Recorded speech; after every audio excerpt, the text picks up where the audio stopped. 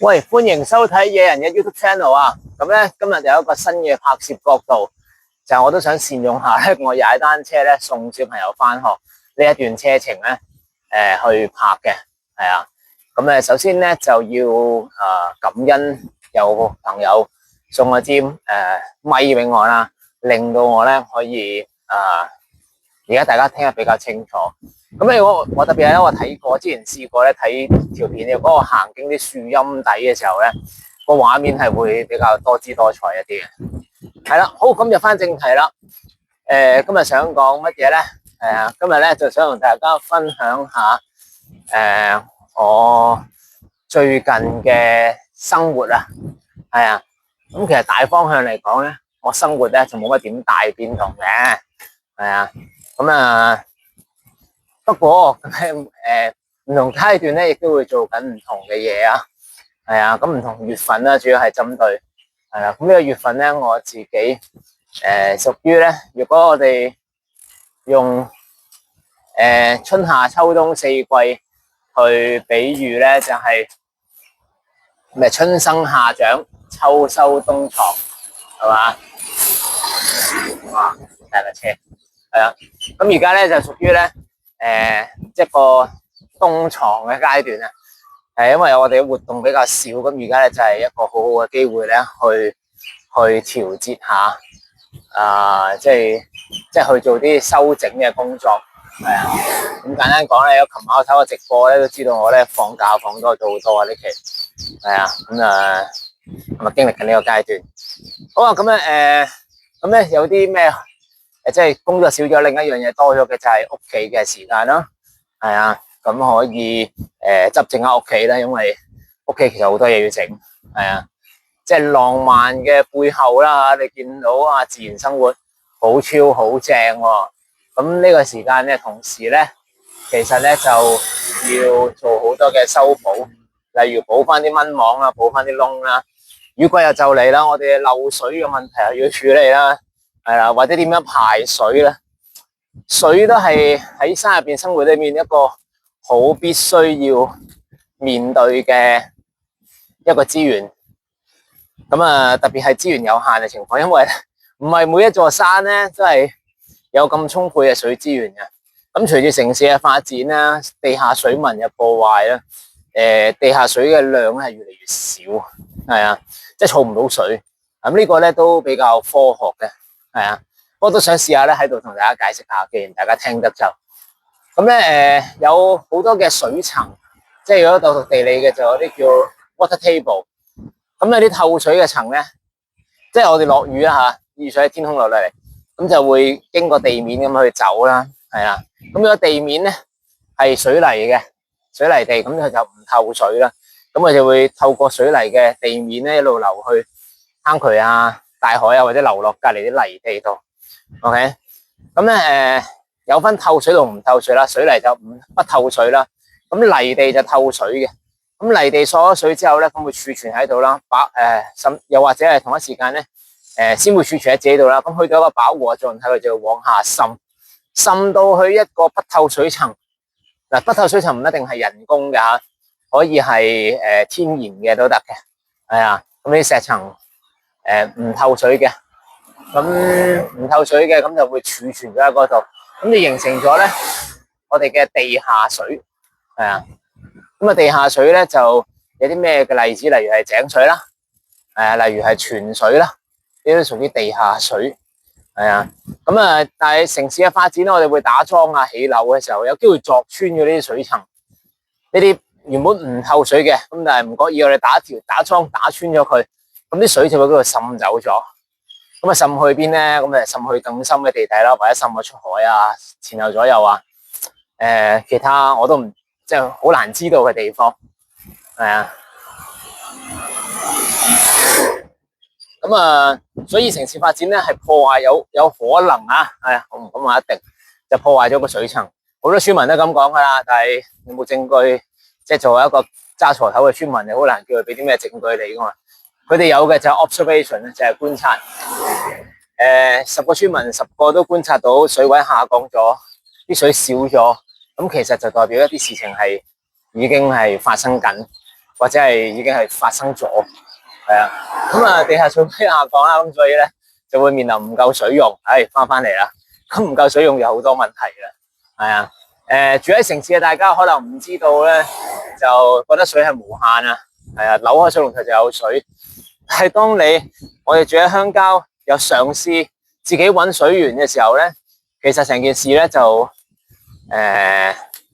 要付出多好多努力，係啊。咁啊，頭先講過啦，水有兩個方面，一個方面咧就係水少嘅時候你要搵水，水多嘅時候你要排水，即係點樣調節呢個水嘅需要咧，係每一個善用資源嘅朋友咧需要留意嘅嘢。嗱，簡單啲講，夏天雨水多，我要接晒佢，我要儲住佢，儲得越多越好。等到冬天冇水嘅時候咧，可以用得到。同一時間你雨水多嘅時候，多得滯，湧入你間屋度又唔掂噶嘛，咁所以咧你係要有排水坑去排走佢，係啊。咁就係咁咧，就要整好多嘢啦，係啊。咁啊，例如而家冇乜水啦，咁就要即係運用我哋嘅儲水啦，可能係儲水缸啦、井水啦，去做一個灌溉。咁平常即係雨季出或者雨量充足嘅時候咧，我哋係可以用山溪水咧去做灌溉，係啊。咁啊，野人嘅生活咧就係面對其中一樣嘢，面對啲水，係啊。咁同一時間有濕氣啦，喺山入邊嘅濕氣好大，係啊，啲木屋啊、家私啊會發毛啊，又會滲水啊，等等嘅問題啦。地下可能會因為熱脹冷縮比較明顯啦，咁所以人就會有啲龜裂嘅情況，咁就要去做呢啲嘅維修，係啊。咁啊，早兩日咧就做緊蚊網嘅嘢，今日咧就要做嘅就係水嘅嘢。我起咗個儲水池嘅，大家有機會咧睇我嘅 YouTube 啦，或者睇我 Facebook、IG 都會見到我夏天好中意同兩個仔同埋老婆咧喺個儲水池度玩，咁基本上就都好滿足。因為個池咧其實就唔係好大啦，2.0米乘2.0米，但係就好足夠我哋夏天喺屋企玩。即係對於屋企有個咁嘅水池嚟講咧，我覺得就好幸福啊！當然若果啦吓，即係我成日覺得咧，呢個叫相對嘅幸福，或者叫知足嘅幸福。咁有啲有錢嘅朋友，我哋鄰居咁啦，佢個水池係大我哋幾倍，大我哋2、3倍咁。咁但係講緊佢係成億嘅身家啊，或者幾億嘅身家。咁如果我幾萬蚊嘅身家都有一個玩得到夠玩嘅泳池，咁我覺得我性價比就好高啦。或者我唔需要解決幾億嘅問題，同埋唔需要付出幾億嘅努力，我就可以有接近幾億嘅享受。呢個就係我經常去諗嘅嘢，即係有錢固然有有錢嘅生活方式啦吓，咁但係少錢係咪唔代表冇咧？咁唔係，其實你講真，你住高樓大廈，你去泳池玩10零蚊，其實都好經濟啊，係啊，特別係某啲時段咧冇乜人嘅，1至5嘅夜晚啊，你嘅日頭冇乜人啦，而家係咪？夜晚都唔係特別多人。早晨啊，咁就下啲時間咯，沙灘又係唔睇錢，係咪？咁好好善用下身邊嘅資源啦。我覺得即係錢，你睇表面上就好似哇好風光啊，或者係想做乜都得。咁同一時間正常啊，即係除非你含住金鎖匙出世，或者有無限嘅錢啦。如果唔係，你都要付出努力噶嘛。咁你想你嘅努力係擺喺咩地方上高啦？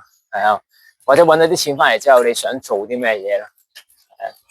我自己咧就我都要養家嘅，咁基本搵錢需要啦，咁但係咧，我更加睇重嘅咧就係同屋企人相處嘅時光啦，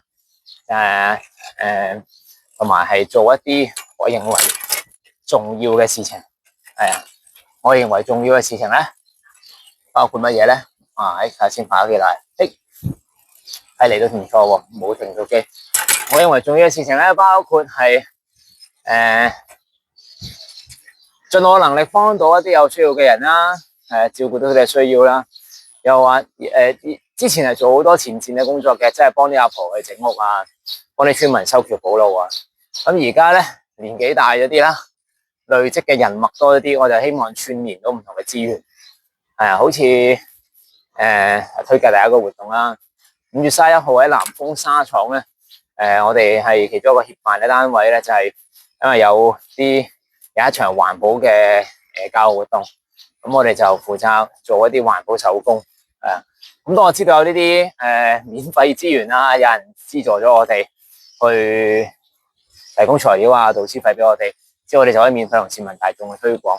咁我就做呢啲嘅平台同埋 networking 嘅嘢。係啦，咁如果大家咧，你身邊識啲朋友喺公司度做公關啊，做啲綠色企業啊、環保活動啊，咁可以咧聯繫下我。係啊，咁我都希望咧可以出一分力咧，去讓啲資源可以最有效咁樣發揮得到。喂，試片試到呢度先，係啊，咁今日去到呢度先啦，咁就暫時睇落，我覺得好正，係啊，咁即係再次要多謝咧送呢個錄音俾我嘅朋友，因為我先至可以喺呢段時間裏面咧拍得到片。好，多謝晒大家收睇，好，下一條片再見大家，拜拜。